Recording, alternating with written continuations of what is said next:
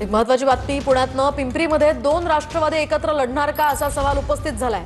यावर उत्तर देताना एकत्र लढण्यासंदर्भात स्थानिक पातळीवर निर्णय होईल अशी प्रतिक्रिया अमोल कोल्हेंनी दिली आहे। तर स्थानिक पदाधिकारी कार्यकर्त्यांच्या म्हणण्यानुसार हा निर्णय होईल असंही कोल्हे म्हणाले।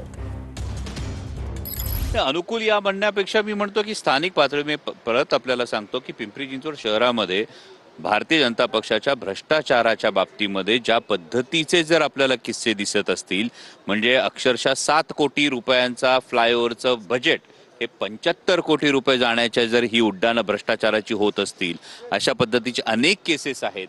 आणि त्यामुळे स्थानिक पातळीवर स्थानिकांचं काय म्हणणं आहे, तिथल्या कार्यकर्त्यांचं काय म्हणणं आहे, त्यानुसार निर्णय बघू। आणि आता बातमी नंदुरबारमधून। नंदुरबारच्या देवगोई या घाट परिसरामध्ये स्कूल बस दरीत कोसळली आहे। अनुदानित आश्रमशाळेच्या विद्यार्थ्यांना घेऊन जाणारी ही बस दरीत कोसळली आहे। स्कूल बस थेट 100 ते 150 फूट खोल दरीत कोसळली।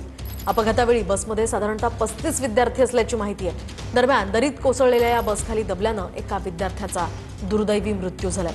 2 ते 3 विद्यार्थ्यांची प्रकृती सुद्धा गंभीर असल्याची माहिती आहे। दरम्यान चाळीसगाव तालुक्याच्या मेहुणबारे आश्रमशाळेचे हे विद्यार्थी असल्याची प्राथमिक माहिती आहे।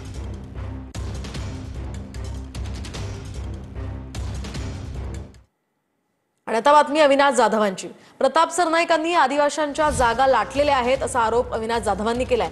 येत्या 2 ते 4 दिवसात पुराव्यांसहित पत्रकार परिषद घेणार असल्याचंही ते म्हणालेत। शिवाय आम्ही लवकरच पालिका आयुक्तांची सुद्धा या संदर्भात भेट घेणार असल्याचं अविनाश जाधवांनी सांगितलंय।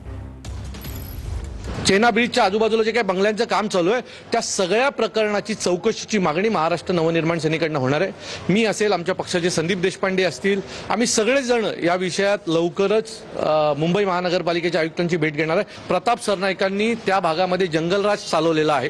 प्रचंड मोठ्या प्रमाणात तिथे गुंडगिरी पसरवलेली आहे, आदिवासींच्या जागा लाटलेल्या आहेत। आणि या सर्व प्रकरणामध्ये आम्ही येत्या 2-4 दिवसात विथ प्रूफ आम्ही पत्रकार परिषद घेणार आहोत। काल काँग्रेसच्या नेत्यांनी देखील म्हटलेलं आहे की 200 कोटीची जमीन 3 कोटीत घेतलेली आहे। ते म्हणाले प्रूफ द्या, तर आम्ही प्रूफ देतोय। मधून जळगावच्या तांबापुरा परिसरामध्ये 2 गटात तुफान दगडफेक झाल्याची घटना घडली आहे। या दगडफेकीत दोन्ही गटातील 7 ते 8 जण जखमी झालेत। क्रिकेट तसंच जुगार खेळण्याच्या वादातनं ही दगडफेक झाल्याची माहिती आहे। दरम्यान पोलीस घटनास्थळी दाखल झालेत आणि आता सध्या परिस्थिती नियंत्रणात आहे। पोलीस अधीक्षक डॉक्टर महेश्वर रेड्डी हे देखील घटनास्थळी दाखल झाल्याची माहिती आहे। तर दगडफेकीमुळे तांबापुरा परिसरामध्ये रस्त्यांवर कल्याणमध्ये दगडांचा मोठ्या प्रमाणावर खच पाहायला मिळतोय।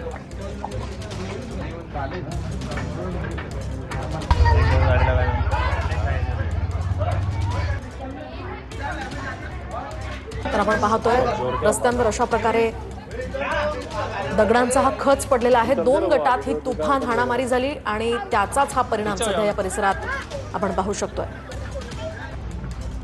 परिसरात दगडफेक झाल्याची घटना सांगितली जाते, नक्की काय घटना आहे, कारण काय आहे, काय कारवाई करतात पोलीस? आज दुपारच्या वेळेस मेरून तलावाच्या खाली जो JK पार्क आहे त्या ठिकाणी क्रिकेटची मॅच दर रविवारी खेळली जाते। त्यामध्ये वाद होऊन त्या मॅच संपल्यानंतर ते मुलं घरी आल्यानंतर दगडफेक झालेली आहे। 2 गटात वाद झाला आहे? हो। आणि यामध्ये आतापर्यंत कोणी जखमी झालं किंवा काय? अजून कोणी जखमी झाल्याचं अजून काही तशी माहिती मिळालेली